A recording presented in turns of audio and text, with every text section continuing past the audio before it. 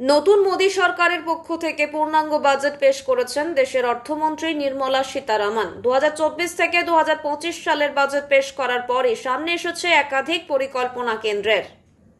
কৃষিতে বিশেষ নজর কেন্দ্রের, আরও কিষাণ ক্রেডিট কার্ড দেওয়ার ঘোষণাও করেছেন অর্থমন্ত্রী। তবে কি জানাচ্ছে সাধারণ মানুষ থেকে চাষিরা, কতটা খুশি তারা, তা জানতেই আমরা পৌঁছেছিলাম তাদের কাছে। কৃষিতে নজর দিয়েছে কেন্দ্র, তবে কৃষকরা জানাচ্ছেন এই বাজেটে তারা খুশি নন।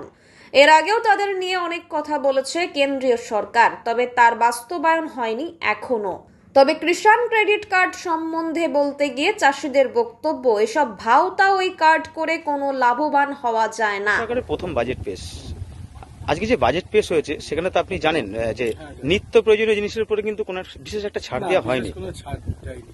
আচ্ছা, সাধারণ মানুষের জন্য সেরকম কোনো উপকৃত কাজ আমরা দেখতে পাচ্ছি না। আচ্ছা, কিন্তু দেখা গেছে কৃষকদের উপরে কিন্তু অনেকটাই কিন্তু আস্থা রেখেছে কেন্দ্র সরকার। কৃষকদের উপরে আস্থা রেখেছে, কিন্তু যে জিনিসের উপর আস্থা রেখে সেগুলো যে কৃষক খুব একটা উপকৃত হবে আমার মনে হয় না। অনেক কিছু কিন্তু ছাড়ও দেওয়া হয়েছে। ছাড় দিয়েছে, সেই ছাড়টা কিভাবে আমরা পাবো সেটারও বোঝার ব্যাপার আছে। মানে বলতে চাইলে বাস্তবায়িত নাও হতে পারে। নাও হতে পারে। আপনারা কি চাইছেন?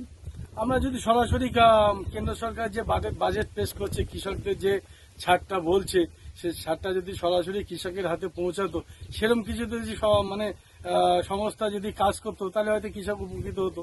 কিন্তু বাজেটে পেশ করছে, মুখে বলছে, বাস্তবে করে দেখা।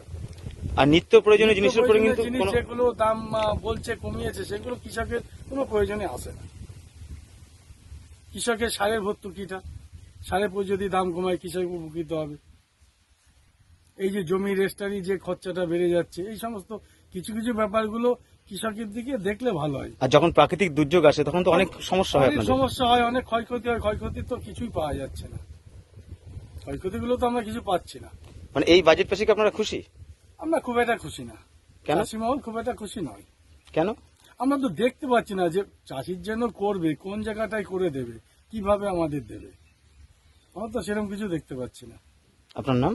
আমার নাম পাবন মহল্লার। আমি একজন চাষি, আমি তো কিছুই বুঝতে পারছি না যে কিভাবে আমরা চাষি যে সুযোগ সুবিধা পাবো, সে পাওয়ার লাইনটা তো আমরা বুঝতে পারছি না।